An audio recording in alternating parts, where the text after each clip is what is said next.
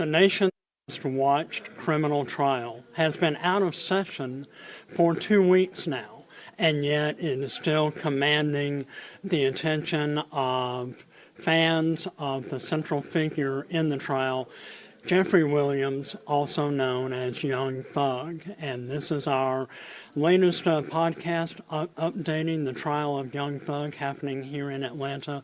I'm Tim Darnell. We've been following the trial digitally online, and Rachel Aragon has done such an outstanding job following the trial with her boots on the ground, if you will, at the Fulton County Courthouse. Our podcast today is produced by Marissa Ware. Rachel, as I said, we have not had jury testimony for 2 weeks now, and yet there's been a lot of behind-the-scenes maneuverings offering just an unparalleled, unprecedented insight, behind-the-scenes look at not only the nation's most sensational trial, but also behind-the-scenes look of the nation's judicial system. Tell us what's happened over the last week or so. Yeah, despite this trial being paused indefinitely, it's really been one of the busiest weeks behind the scenes, if you will. And one big thing we saw this week, as this whole thing with Judge Glanville really plays out, was this explosive motion filed by Brian Steele, the lead attorney for Young Thug, also known as Jeffrey Williams.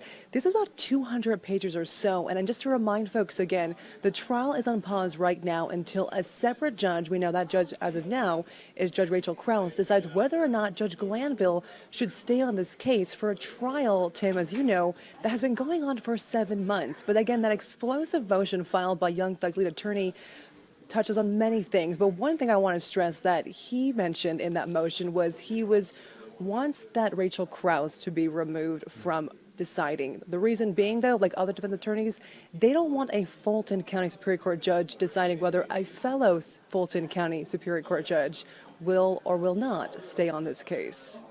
Now, also in that very same motion, before we move on to the latest development in the trial or behind the scenes in the trial, Brian Steele, yet another attempt to get his client, Young Thug, free on bond. Am I correct? Absolutely. He verbally said that really before, but he's also said it in that motion you just referenced, Tim. And also, just last week, we told viewers as well, we've heard from other YSL defense attorneys who said the same thing to me, that they want to see their clients released as well. To remind folks, many of these clients, including Young Thug, have been held in custody for about 2 years or if not more. So their point that they're trying to make, from my understanding, is, look, we're in limbo right now. This can go on for months, if not another year plus. It is not fair, they're saying, for their client who's been charged but not convicted to remain behind bars as all this saga and drama plays out because of other reasons. So the first motion we heard about this week came from Brian Steele and other attorneys requesting that Rachel Krause be recused from determining whether Judge Ural Glanville, who's been overseeing the trial, will be removed. Now, late Wednesday night, we also heard the responses from Fulton County prosecutors on defense motions calling for Ural Glanville's removal, or recusal, I should say. What's that about? Yeah, we just got a look at that yesterday evening, and reminding folks again, the state had about a 2-day extension to reply to these recusal motions. No surprise, Tim, and for anyone else out there, they were asking Judge Rachel Krause to deny those motions for Glanville to be recused. They also said and summarized at the very end, rather short response indeed, they feel, and we've heard them before say this, there was nothing wrong, in their opinion, with that meeting that they called. And reminding people again, that meeting was between prosecutors, Judge Glanville, and prosecutors' key witness, Kenneth Copeland, a.k.a. Little Woody. But in short, they summarize, the state says defense, they feel, had no right to really be in that meeting. So in their eyes, and in that motion response, they say Glanville should stay on the case. Let's look at this from both sides. Looking at defense attorneys, why do you think it would be in the best interests of defense attorneys to have Judge Ural Glanville recused? Well, Brian Steele has said time and time again, and even in the motion that he filed, he believes that the Judge Glanville has continuously favored the prosecution.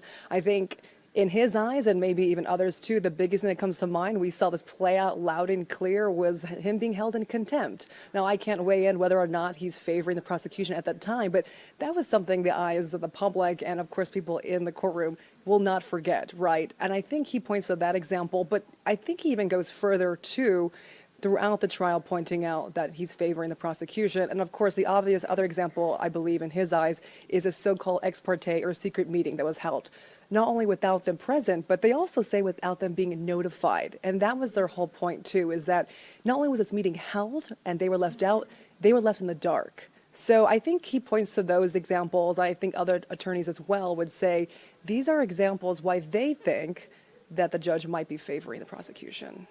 So on the other side, we now know that Fulton County prosecutors are arguing that Judge Glanville should remain on the trial. Why are they making this argument?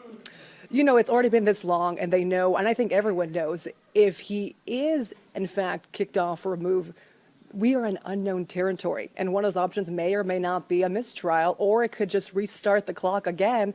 And what prosecutor or anyone wants to go back to a jury selection of 11 months or so, right? So I think that point alone is scary. It's not a good look. So there is so much that could happen if, in fact, he is kicked off rather than just keep on trudging along. So I think just practically and logistically, it makes sense to keep the judge we have and continue going forward. But like we said before, even if that does happen and Glanville stays on the bench, a reminder, they have about 100 or so more witnesses to call. So it doesn't mean that if Glanville stays on the bench, this trial will be over anytime soon.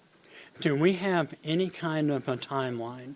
Do we have any idea of when Judge Rachel Krause will determine the fate of Judge Glanville and whether or not he will remain on the bench for this trial? Right now, we have no timeline, and there is no set hearing date as of right now. I do know there is a sense of urgency among everyone to get this moving along and not drag their feet, because it's not just the defendants who are in limbo, it's also the jurors, right, who have been out of the courtroom for weeks now.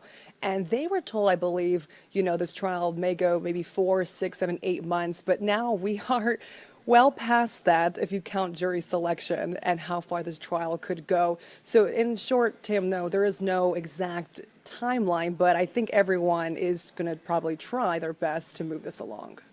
We're continuing to follow the trial of Young Thug. This is one of our most heavily engaged, most followed topics, so we sincerely appreciate your insight and the participation and the downloading of all of our podcasts related to Young Thug, but not only on Spotify, Apple, Amazon Music, but also on YouTube.